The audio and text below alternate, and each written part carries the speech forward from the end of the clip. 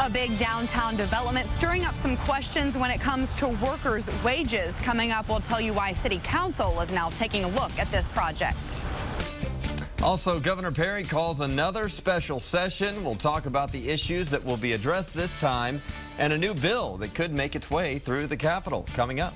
Hey, good morning, everyone, and welcome to KXAN News. Today, I'm Sally Hernandez. I'm Brian Sanders. Just before 5 o'clock this morning on this Thursday, June 27th. First warning weather and traffic together with Amanda and Natalie. And anything major out there on the roadways? Still pretty. When Austin City Council meets today, they're going to consider revising some incentives they gave big developers in downtown Austin. An audit is showing that the developer of the JW Marriott Hotel is underpaying some of its construction workers. That violates the agreement made with the city, and some workers are now on strike. KXAN's Angie Bevan is live downtown this morning with more on what could happen today. Angie?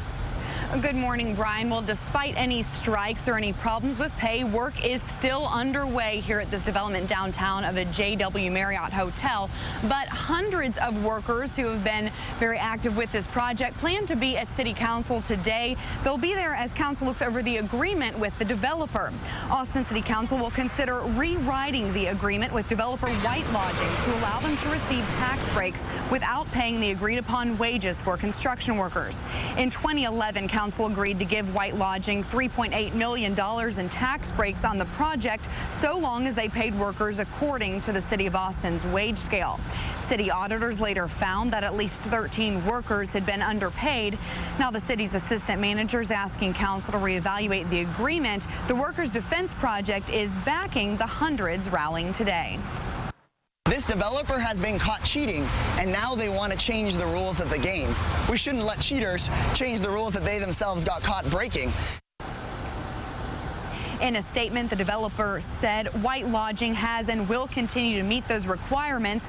After construction began, the city changed its mind on the written confirmation we received. We look forward to discussing this at Council and remain confident the city will honor their word. Now, city officials did not specifically say how large the gap in pay wages was. Again, though, hundreds of those workers plan to be at City Hall today as Council takes up that item. For now, reporting live in downtown Austin, Angie Bevan, KXAN News. Okay, Angie, thank you. Downtown development will be a big issue at City Hall today. The city is looking for new ways to fund and support affordable housing. Today, it's going to consider an item that would force developers who want to build towers that exceed height and area restrictions to have to include some affordable housing, or they could pay into an affordable housing fund.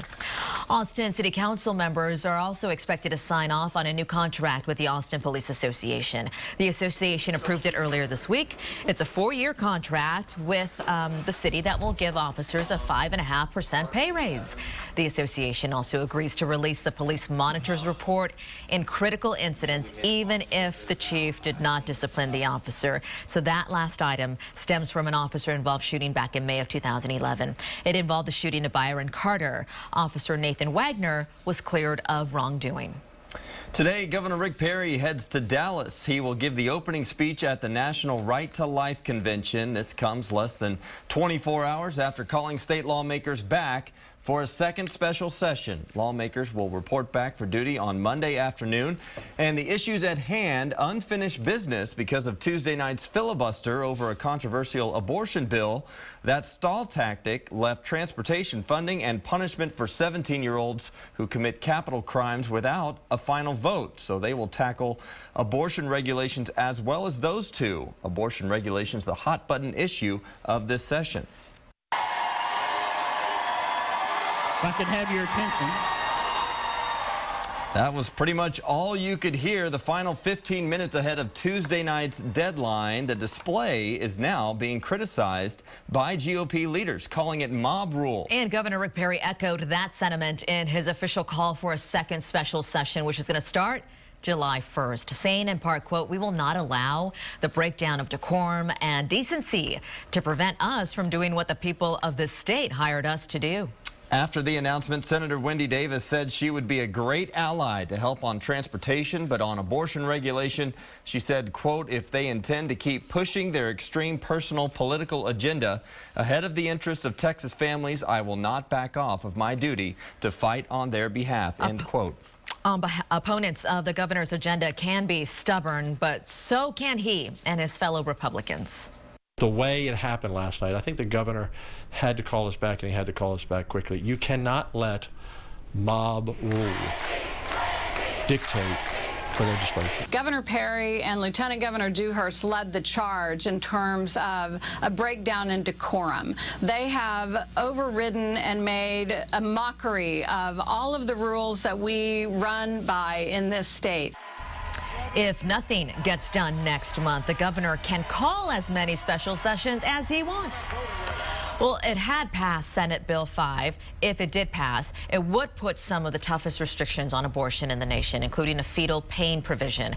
That means that abortions after 20 weeks of pregnancy would be a no-go because of the notion that the fetus is developed enough to be able to feel pain. Although it's not on the list of items for this next round, Fort Worth Representative Lon Burnham says he's going to reintroduce his marriage equality bill. The bill would add the same-sex marriages to state law when the definition applies to rights, including property and parenting. He wants the governor to put it on the agenda following yesterday's rulings by the Supreme Court. The High Court struck down the Defense of Marriage Act that deprives same-sex couples of federal marriage benefits. It also called the California ban on gay marriage, Proposition 8, unconstitutional. The Supreme Court rulings will not change laws here in Texas, but we may see a trickle-down effect. Right now, we don't know how same-sex couples who marry in another state but reside in Texas will benefit. Equality Texas say it may depend on the individual companies and organizations in Texas who decide what benefits to provide to its employees. There are also concerns Texas could lose some of its attractiveness to companies and individuals who are considering moving to the state. It's a factor. If people are looking for a place to live, they want to know, one, that they'll be safe, and hopefully that they will also be treated equally. Right now, the city of Austin provides benefits to same-sex couples. Austin Mayor Lee Leffingwell said it's an important factor in attracting workers.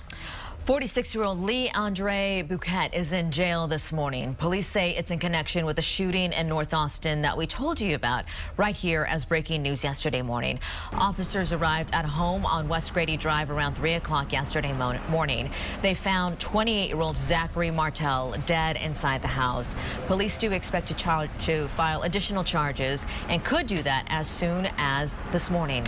The defense is expected to continue its cross-examination of a key witness in the Florida trial of a former neighborhood watch volunteer accused of killing an unarmed teenager. Rachel Jantel was on the phone with Trayvon Martin shortly before he was fatally shot by George Zimmerman. Now, she testified that Martin said he was being followed by Zimmerman and he tried to evade him. She says she heard Martin shout, "Get off!" twice before the call ended. She later told the jury she heard what sounded like a struggle. The defense focused on what it says are inconsistencies in her statement.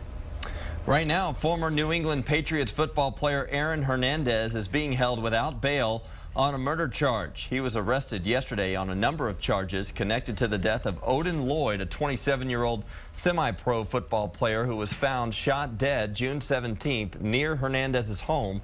Lloyd's relatives who were in court have said Lloyd and Hernandez were friends and that both were out together on the night Lloyd was murdered. Prosecutors say an argument happened and Lloyd was shot 5 times. He orchestrated the crime from the beginning and took steps to conceal and destroy evidence. We're going to be pursuing it in court, where we look forward to our day. Well, within hours of the arrest, the Patriots released Hernandez from the team. The organization released a statement expressing disappointment knowing that one of their players was arrested. First warning, weather and traffic always together. Turning to Natalie for the latest on your muggy morning. I know.